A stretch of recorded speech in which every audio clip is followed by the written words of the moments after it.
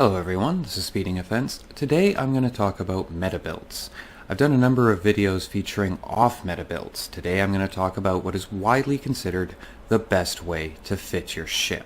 I will not be addressing the issue of cost in this video. I could make 100 videos detailing the various different builds that you could set up at various different levels.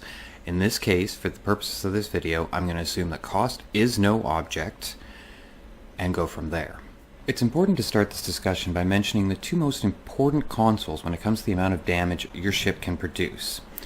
In the science position, you have the plasma generating weapon signature nullifier or amplifier, depending on your build, and in the tactical position, you have the vulnerability locator.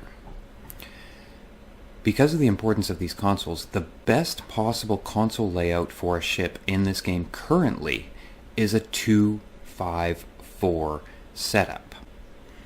Now that doesn't mean that a ship without these setups isn't going to be effective. Indeed, the ships at the top of the score charts don't have exactly this layout.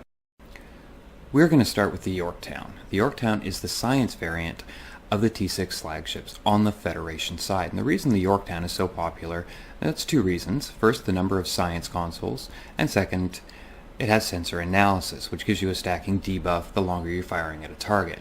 Now the seating also comes up, we'll get to that.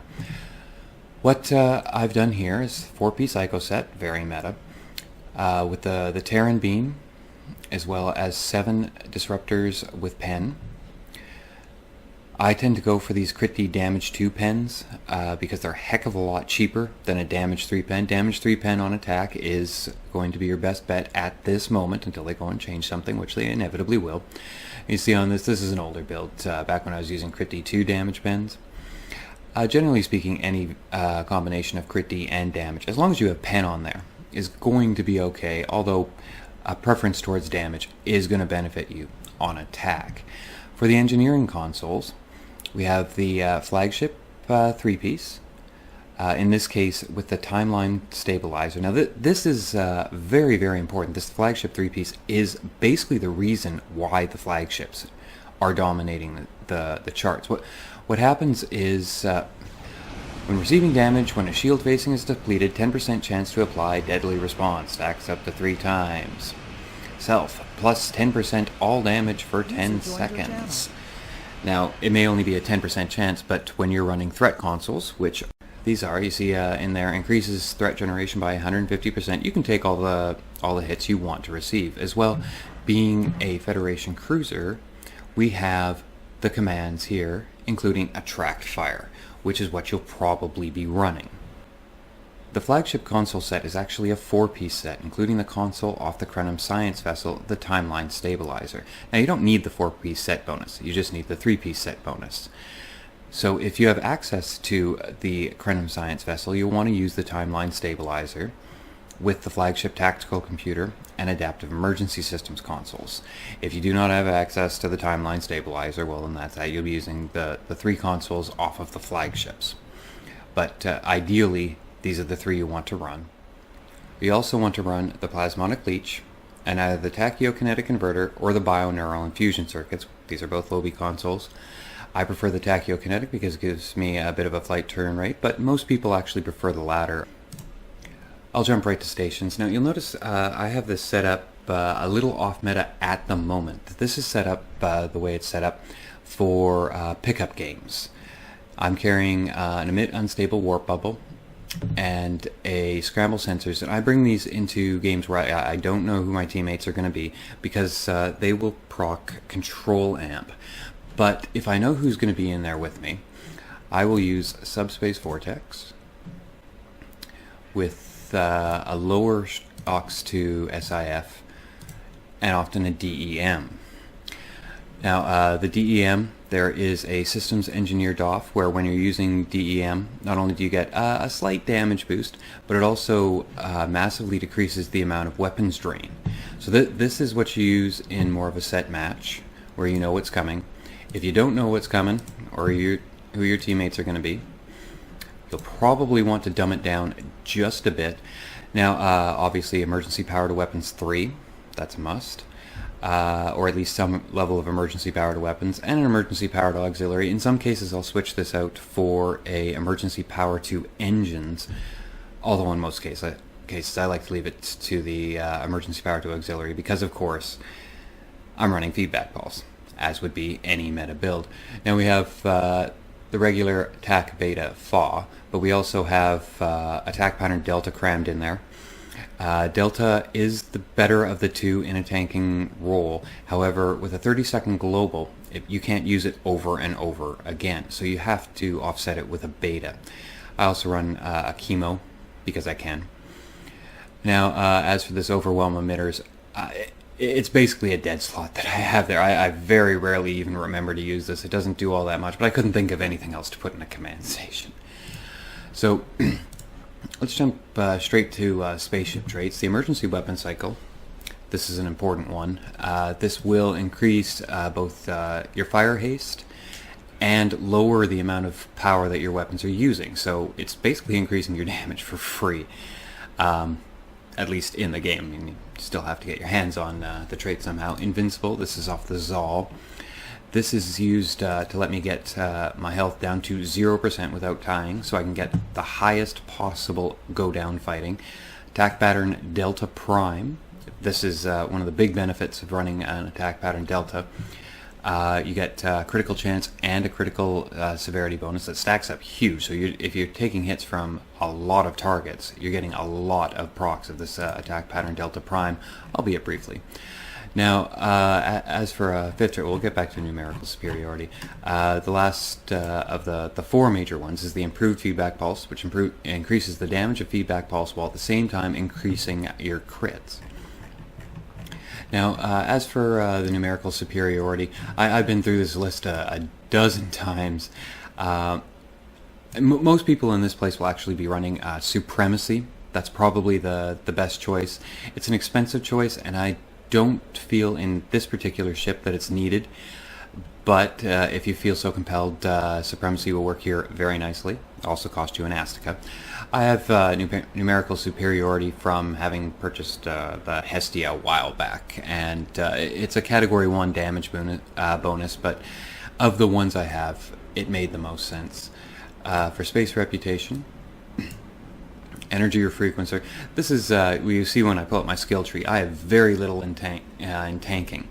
And that's because the biggest heal when you start doing lots of damage, 100k or more, your biggest healer is going to be Energy or Frequencer by leaps and bounds. So having points in the other skills just becomes less and less important. I have no skills in shield healing because I have no use for them. I do all my tanking on the hull. Auxiliary power to offensive, because I'm running a relatively high auxiliary configuration. That's a Category 2 bonus. So absolutely take that. Precision for an increased critical chance. These days I'm running the chronocapacitor array for some additional cooldowns, and advanced targeting systems for some critical severity.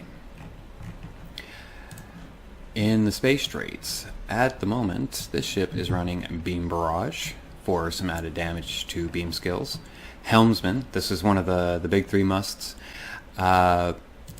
Cools down evasive maneuvers and gives you a bit of a turn rate bonus. Inspirational Leader, this gives you a bonus to basically all of your Starship skills, a chance to activate every time you hit a bridge officer ability, and you're hitting bridge officer abilities all the time. So this thing's going to be proccing fairly consistently. And self-modulating fire, which, in the context of an ISA, if you actually look at the way these time out with a minimum 45 seconds between, it actually isn't all that big, but you'll want to have it. It's definitely worth having on any build. Plus, if you're taking the ship into anything other than ISA, this is going to be very beneficial. Particle Manipulator increases the crits on science abilities or deflector abilities. I believe it specifies. Starship Particle Generators abilities. Increases the crits quite significantly to those. Now, I'm only running about 215 part gen, so I don't have this maxed out, but it's still definitely worth it. We did actually check. Feedback pulse can crit, so that's why that's there. Point blank shot, you get this from the mission House Peg, increases your damage based on how close you are to the target. Not all builds are going to need this, but I find myself, especially in the flagships, which have low inertia ratings, you wind up sliding right up next to your targets all the time, so you might as well be using point blank shot. Beam training for a 5% beam weapon damage bonus. Now I believe there's a superior beam weapon training now for 7.5%. Obviously you'll want that instead. Fleet coordinator for a bonus based on the size of the team, whether or not they're shooting at the same target as you. And operative for a little bit of crit chance, because that's worth it in your personal space trades. So this is a very standard looking skill tree for me. I've used as little as possible up here. You see I have no need for torpedo skills, so there's none in there. I have all 3 points in energy weapons training, and I've literally just taken these two to get me to the next level. Although, I mean, these two aren't bad, hull restoration and hull capacity. Although the hull restoration is going to be doing a whole ton. EPS, you want to get your EPS up to 200, and that's including the base 100%. So these 2 points plus your base EPS will be enough to cover your power needs. If you do have power issues, there's much better ways of improving your power situation, including batteries, including the DEM mentioned earlier, than trying to go with higher EPS. A bit into impulse. Now, I take the control expertise merely to get the control amplification. This one is huge. Every build should have control amplification on it. Being able to toss out control abilities to give minus 35% all damage resistance rating debuffs on any target you want. The improved drain expertise, you want 2 points in this for the plasmonic leech, and not surprisingly, all points in TAC. 1 point in hull plating, again 6 points to TAC. For the tunings, I have warp core potential and offensive subsystems tuning. Of course, I have advanced particle generator and advanced long range targeting sensors, and well, as you can see, all the remaining points into TAC and 1 point into engineering readiness. Now for specializations on this, I'm running Intel over Strategist. Intelligence because it gives a damage bonus when firing on the flank of enemies, and in an ISA the gates are actually facing away from you at start. I know they don't look like they're facing anyway whatsoever, but the flank is actually the front side of those gates. So Intel can be pretty huge. Plus it gives you Intel team, or Intel fleet. And for Strategist, I'm using this primarily for cooldowns myself, although some people find that they can get away without the cooldowns. Most of those people have a Temporal Negotiator from the Delta tunes that you used to be able to make. I don't have that. So I find myself stuck with Strategist, and that's the primary reason I'm using Aux SIF over something like an engineering team. The Aux SIF has a fairly short cooldown. So the cooldown reduction on Strategist can only be procced about once every 20 seconds. Well, not about once every 20 seconds. Exactly, it can only be procced every 20 seconds. So I like the idea of being able to, it's a fairly short cooldown on this Aux SIF, so rather than having to count out the 20 seconds, I just keep mashing this Aux SIF over and over. And for my DOFs, I'm using a reduce recharge time on evasive maneuvers, as well as 3 crit severity buffs. The chance buffs will do quite nicely as well, and purple ones would be ideal. I have blues. You want a quartermaster for the recharge time reduction on batteries. And I'm using in my last slot a resistance debuff to feedback pulse. This is pretty popular.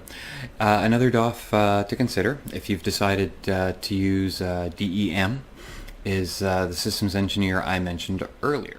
You always notice something that you missed when you do your editing. The reason that I have this chemosite-laced weaponry here as opposed to where this overwhelm emitters is because I'm going to be running 3 tactical stations either way for the superior Romulan operatives. Now for a Scimitar, obviously we're using the science one. I'm not going to go through everything again. For the most part, almost identical loadout to the Yorktown. I'm just going to go over the differences. Now, we're just going to pretend that this isn't my Scimitar cannon boat and that these are actually beam arrays. with the Terran beam array. We're going to pretend as well this isn't a solenoid deflector, that it's actually the ICO 4-piece. You'll notice it's this exact same flagship 3-piece, and this is very close to that 254 layout that I mentioned earlier. If I have to give up a console, it's not going to be one of these science consoles. It's going to be a tactical console, which is sad, but it is what it is. So it's plasmonic leech down here, and that means no Lobi consoles. We're going to max out on as many of these science consoles and as many of these locators as we can possibly fit on the ship after checking these 4 boxes. This is probably what you're going to want to run. You could run a Delta 3 and a Beta 1. They're different tactics. Now, given that you're going to be running Delta Prime, you probably want to go with a weaker Delta and a stronger Beta, so you have a stronger, overall hitting ship. Now, as for Starship traits, again, it's all going to be identical. Unlike the Yorktown, you're almost certainly going to want to have supremacy on a Scimitar, given that they're running a Singularity core instead of a regular Warp core. And instead of Withering Barrage, you're going to want Attack Pattern Delta. Other than that, we're talking about basically the same ship. Moving away from the flagships, we might as well start, for purposes of example, with the best ship you can have that isn't able to use the flagship console set, and that is the Anoraks. Now, I was lucky enough to have one of these fall into my lap while I was trying to get some Lobi, and as you'll notice here, this is the perfect console layout, as mentioned before. It's a 254, and as you can see here, what I've done is nothing less than loaded up to the brim with the plasma generating consoles and locators. In the engineering slots, I merely have the plasmonic leech and the console that the Anoraks comes with. For a much more realistic example, however, we have the fleet version of the Arbiter. Now in this case, we have basically the same setup as all the other ships. We still have the Terran beam with 7 disruptor beam arrays with Pen. We have the ICO 4-piece. And in our science and tactical consoles, nothing's changed. We filled those entirely up with plasma generating consoles and locators. Now in this case, we have a very weak science focus. So I wouldn't actually normally use signature amplifiers. I would use nullifiers on this ship. There's no need to take threat in this ship. The reason there's amplifiers on there is because I snagged these off of my Yorktown. But for the engineering consoles, we have the same old timeline stabilizer and plasmonic leech. Both of the Lobi consoles, the Tachyo and the BIC, and the assimilated module from the Omega Rep.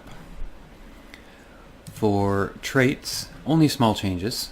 We have all hands on deck in there, but we still have invincible and emergency weapon cycle, kept the numerical superiority, and because we had an extra spot, put in improved critical systems because we're using 2 emergency power abilities offsetting, so we might as well. For stations, in this case, we still have our TAC Beta Fa Chemo.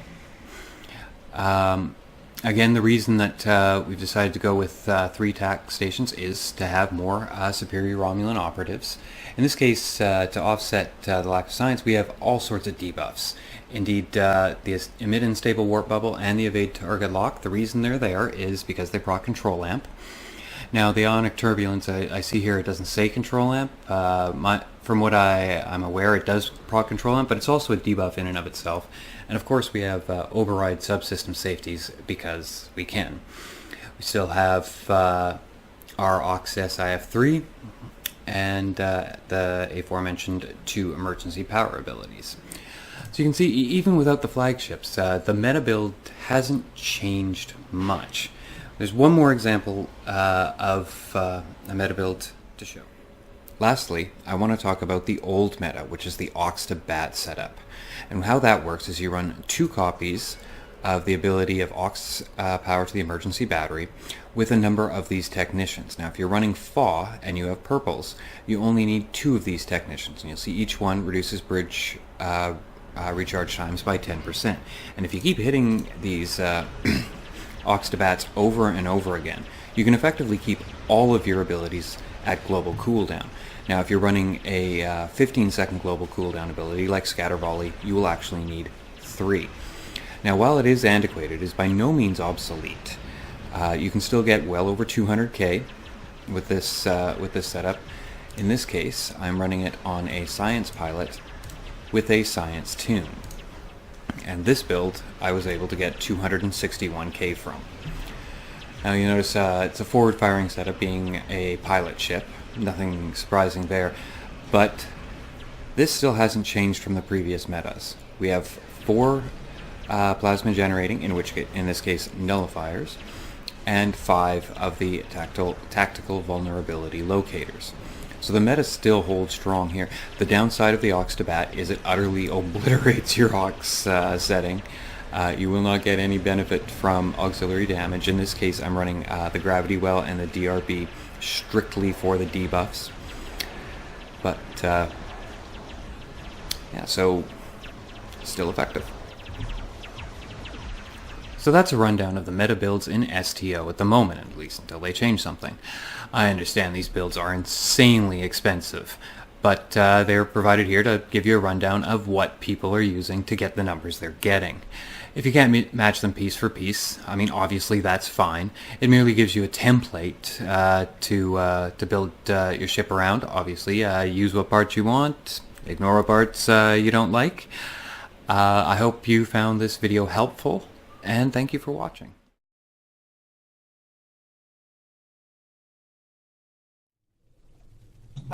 Lincoln, on my screen my head is up your character's arse. I do apologise.